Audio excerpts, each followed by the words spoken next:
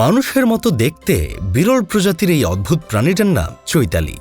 এখন বুঝতে পারছি না এটা কোন চৈতালি। 2009 সালের দিকে বাটন ফোনে আমরা একটা চৈতালিকে দেখতাম, যে কিনা ডাক্তারের কাছে গিয়েছিল।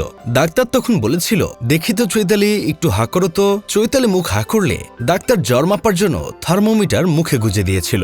এই চৈতালি কি সেই চৈতালি? কথাবার্তা শুনে তো তাই মনে হচ্ছে। এই চৈতালি আপামনি বলছে, দরকার পড়লে ভারতের সাহায্য সহযোগিতায় বাংলাদেশে হিন্দুদের জন্য আলাদা প্রদেশ তৈরি করব। আসলে থার্মোমিটার বগলের তলে না নিয়ে মুখে নিলে যা হয় আর কি, মুখ দিয়ে শুধু উল্টাপাল্টা কথা বলে। চৈতালি আপামনি বলছে এই দেশে নাকি হিন্দুরা নিরাপদ না। এখন আমার কথা হলো, এই দেশে যদি হিন্দুরা নিরাপদ নাই হতো, তাহলে তো জনসম্মুখে মৌলবাদী বলে গলা ফাটিয়ে মিছিল দিতে পারত না, চিৎকার করে বলতে পারত না যারা বাধা দিবে পাকিস্তানে পাঠিয়ে দিব। হিন্দুরা নিরাপদ বলেই এইসব বলার পরেও মিছিলে তাদের শরীরে একটা ফুলের টোকাও পড়েনি। তারা তাদের অধিকারের জন্য নির্ভয়ে কথা বলতে পারছে। কোনো মৌলবাদীরা তাদের কাজে বাধা সৃষ্টি করছে না। আর কতটা নিরাপত্তা দিলে তোরা ভাই নিজেদের নিরাপদ মনে করবি, একটু বুঝিয়ে বল। আজকে ভারতের পশ্চিমবঙ্গে যদি মুসলিমরা এইভাবে মিছিল করত, তাহলে অবস্থাটা কি হতো একবার চিন্তা করে দেখেছেন? কোরবানিটা পর্যন্ত দিতে পারেনি পশ্চিমবঙ্গের হিন্দুদের জন্য।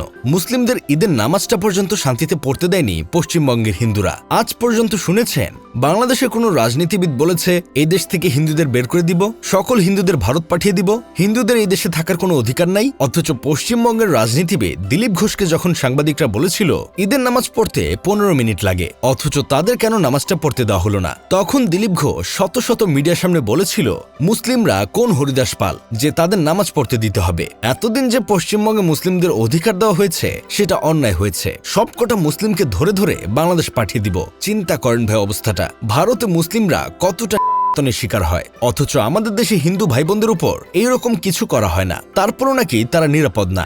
বাংলাদেশে যদি হিন্দুরা নিরাপত্তাহীনতায় ভোগে, তাহলে ভারতে তো মুসলিমরা জাহান্নামে আছে। চৈতালি আপামনি বলেছেন কোন মুসলিমরা নাকি মন্দির পাহারা দেয়নি। তাহলে এইগুলো কি আপামনি? মানিজ্যতের সাথে সাথে কি আপনার চোখ দুটো চলে গেছে? এইসব দেখে আমার বন্ধু কেরামত বলতেছে, আরো দাও মন্দির পাহারা। যার জন্য করলা চুরি সে এখন চোর বলে থুতু দিতেছে। কথায় আছে সুখে থাকতে ভূতে কিলায়। চৈতালি আপামনি মনে হয় ভারতের হিন্দুরা যেভাবে মুসলিমদের মানবতা দেখায়, সেভাবে বাংলাদেশের মুসলিমরাও হিন্দুদের মানবতা দেখাক। ঠিক বলছি না চৈতালি আপামনি? খবর কলকাতা। জুলাই গণঅভ্যুত্থানের পর এই চৈতালি আপামনি তার কিছু ভাড়াটে সাঙ্গপাঙ্গ নিয়ে মব তৈরি করতে এসেছিল। তখন এক ছেলে যুক্তি দিয়ে আপামনির মুখে চুনকালি মেখে দিয়েছিল। তারপরও চৈতালি আপামনির কোনো লজ্জা পাননি, কারণ উনি বহু বছর আগেই লাজ লজ্জা শরম বাজারে কেজি দরে বিক্রি করে চমচম ভাজা খেয়ে ফেলেছেন। এখনো ক্যামেরা দেখলে বোয়াল মাছের মতো মুখ হা করে আবল তাবল যা তা বলতে থাকেন। যাই হোক, শেষমেশ আমি গোলাম হোসেন একটা কাজের কথা কই। আমার 5টা বন্ধুর মধ্যে 3টাই হিন্দু। আজ পর্যন্ত তাদের মুখে শুনলাম না কোনো মুসলিম তাদের উপর অত্যাচার করছে কিংবা তাদের ধর্মীয় কাজে বাধা দিচ্ছে।